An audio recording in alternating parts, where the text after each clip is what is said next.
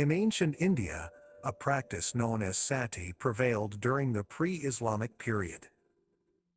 Sati, also known as suti, refers to the custom where widowed women voluntarily or involuntarily self-immolated themselves upon the funeral pyres of their deceased and husbands. This barbaric practice has deep roots in Indian history and was enforced due to various societal, cultural, and religious factors. Sati was considered both a duty and an honor for women, while society viewed it as a sacrificial act of devotion and loyalty to their husbands. However, it was a practice that caused immense suffering and raised questions about the status and agency of women in ancient India. The origins of sati can be traced back to ancient Hindu mythology, where it was revered as a supreme act of sacrifice. According to popular beliefs, a virtuous woman who committed sati would join her husband in the afterlife and attain moksha, liberation from the cycle of rebirth.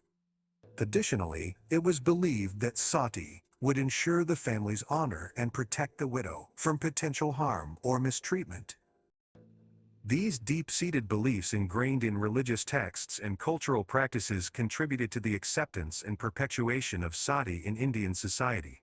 Historically, there are accounts of sati being practiced by specific castes or in specific regions of India.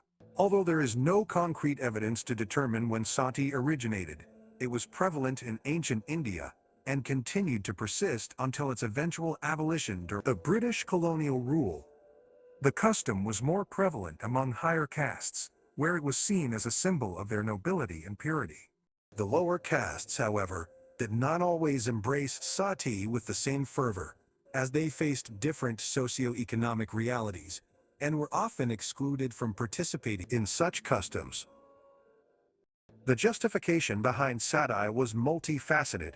It was not solely rooted in religious or cultural beliefs, but also had significant connections to societal factors. Sati served as a means to regulate widows' inheritance and property rights. By performing sati, widows sacrificed their own lives and possessions, thus preventing any disputes over property and wealth that would arise in the event of remarriage or inheritance. Additionally, sati was seen as a method to maintain the social order and discourage infidelity. The fear of losing their beloved wives to other men incentivized husbands to ensure their own fidelity and discourage any behavior that could potentially lead to remarriage or extramarital relations. However, it is crucial to recognize the immense suffering and coercion many women endured in the name of sati.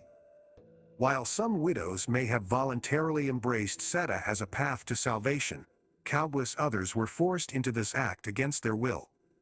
Various socio-cultural pressures, including familial expectations, societal norms, and the fear of ostracism, compelled many women to undertake sati. The lack of agency and autonomy left them with little choice but to submit to the demands of the patriarchal society. The practice of sati had a significant impact on the status and perception of women in ancient India. While society saw sati as an act of honor, devotion, and chastity, it further reinforced the subjugation of women by limiting their choices, mobility, and independence. Sati embodied the unequal power dynamics between men and women, where women were seen as mere extensions of their husbands and were expected to sacrifice their lives for their marital duties.